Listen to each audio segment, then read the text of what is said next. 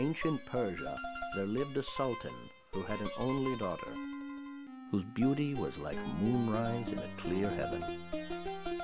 Now it happened that the sultan left his kingdom to fight in a foreign land.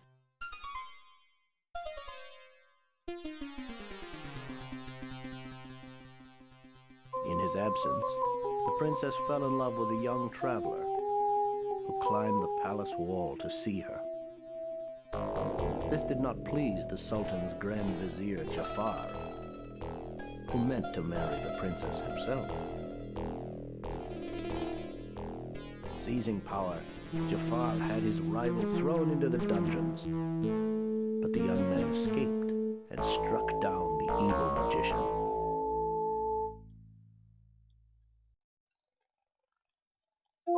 When he learned of his vizier's treachery, the grateful sultan offered riches, but the stranger requested just one reward.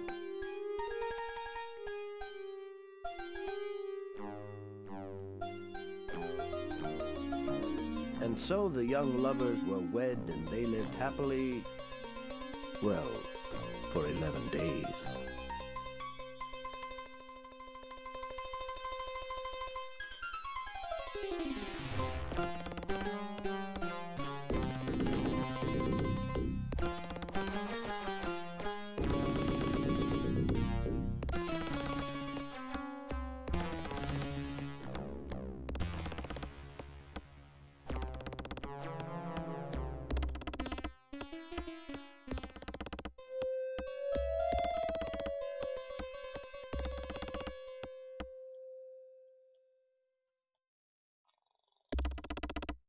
One morning, as the prince stands before the doors of the throne room, a coldness like a shadow passes over him.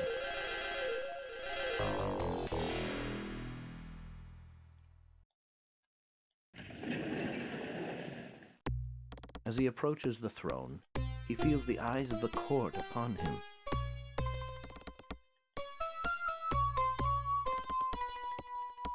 The princess and sultan stare at him. "Princess," says the prince, "why do you look at me so strangely?" "How dare you speak to the princess? Guards, seize him! Seize him!" Don't hurt him. He's just a poor mad beggar. After him! Don't let him get away! Don't worry, my dear. He won't get far.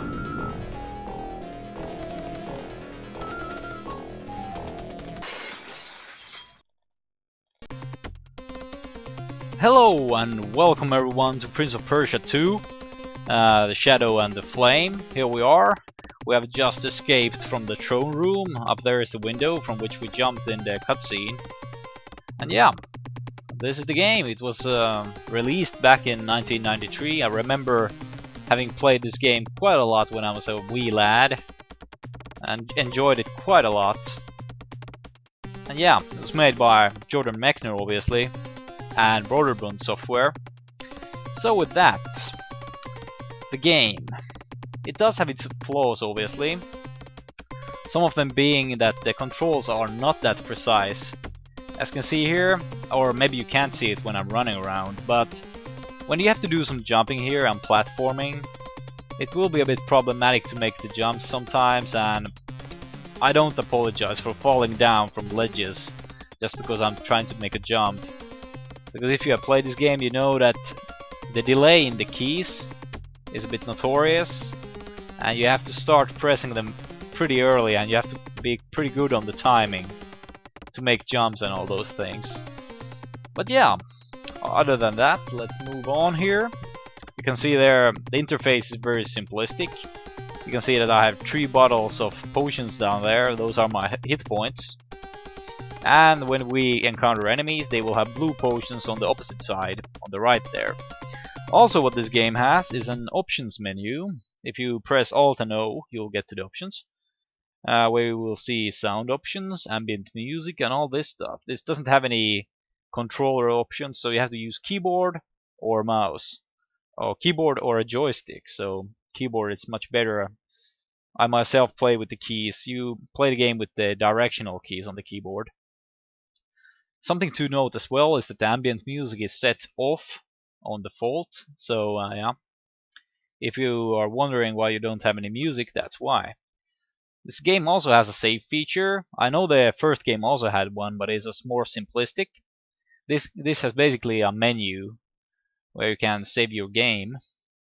But something to remember about the save feature is that you can't really abuse it all that much.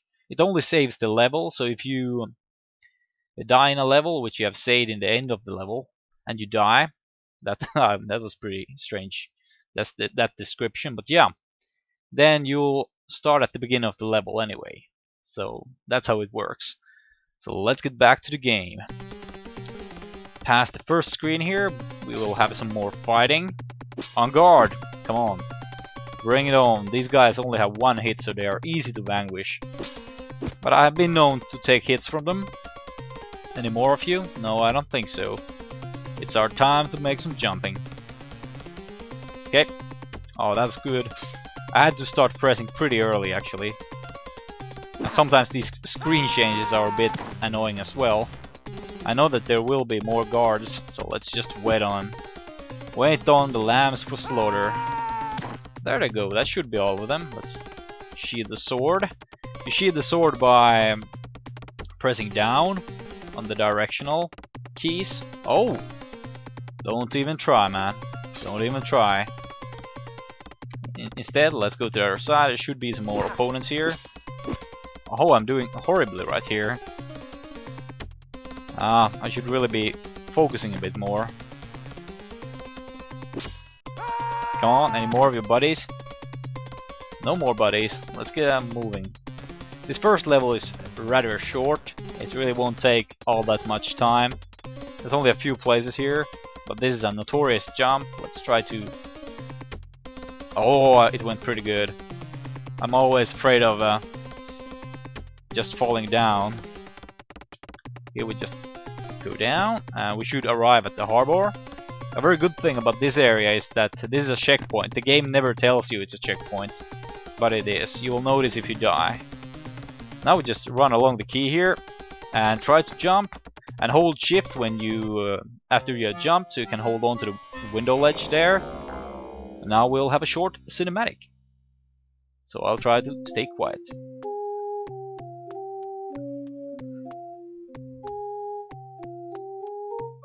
The prince leaves Persia as he arrived. A stowaway on a merchant ship. Known to no one, scorned by all.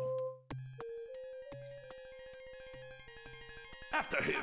It's just a poor mad beggar. Guard! Seize him!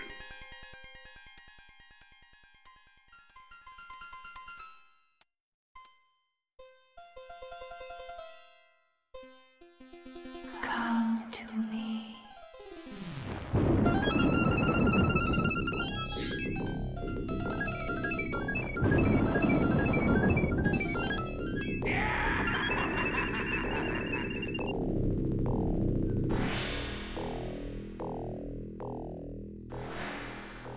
Damn you, wicked magician! So, here we are. We are stranded on a sandy beach. This is the second level, so let's move on. I wouldn't call it a level actually, because it's so short. It's only 2 screens wide, all in all. And now we're presented with the first puzzle of the game. It's almost really not a puzzle, but what you have to do is run over these. And when you get off one, it will fall into the sand. And what you have to do next is jump over whatever icon appears. It should, that skull thing over there. Then you just run past, with the skull being the only thing remaining, and then that opens the gate. Not the gate, but the huge boulder. And then we get to the first cave level. There are 3 cave levels in this game, and a total of 15 levels, I think. So yeah, let's move on. There's plenty of things to do here. Ooh, I really like the atmospheric music here. It's awesome. We don't want to be going down there. There's a skeleton right there. Those guys are mean. Here we have a kind of a trap. You can see it right there, and it's activated if you touch the pressure pads. We'll just jump over those. You jump by pressing up and to left or right. That's the way you do it. I'll try to do like this because I don't want to fall. It's pretty mean if you fall down there. Jumps are they take quite a lot of distance, so you want to avoid falling down. There's a pit of lava down there. What we have to face next? Well, let's see. I haven't been playing this game in a very long time, so we'll see just exactly how this goes. I can already tell you that this is not going to be any sort of speed run whatsoever. More of a nostalgia trip. Oh, I almost died there. Have to hold shift. And now we make a leap. This place is not necessary to go to, but there's some really good stuff here. Namely a big potion. The big potions are the ones with a longer neck, and they give you extra life permanently. So if you can, you should be trying to locate the most of them and picking them up. They will help you in the future, in the fighting to come. Here we have a lava pool, and a menacing looking skeleton dude over there who's moving. You could run past him, past this guy if you're fast.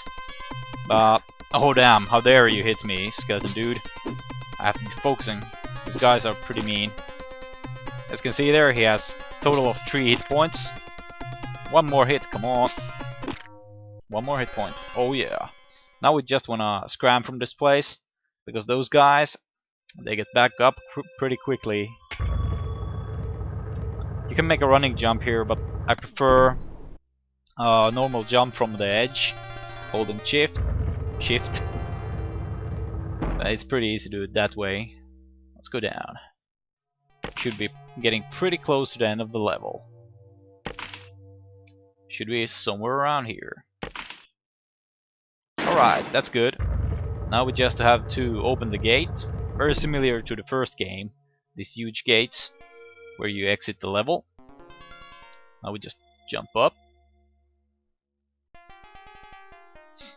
I'm pretty horrible at platformers, so we'll see how this one goes. The levels do tend to get a bit harder, but it's not the hardest game around. Let's go down. Do some bleeping, and out we go. Completed with the level. I think we'll have a short cutscene here as well. After this one.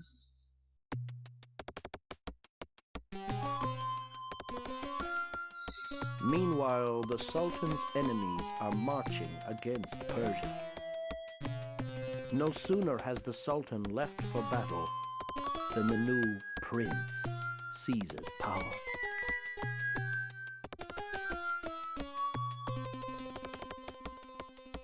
Dear father, my heart is broken.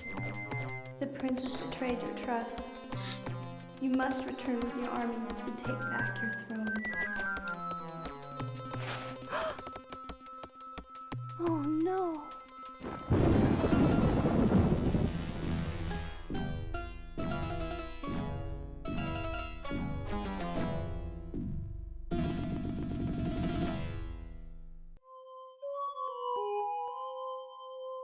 News of the princess's sudden illness stuns the kingdom. Amid growing unrest, the prince declares martial law, and a reign of terror is loosed upon the land.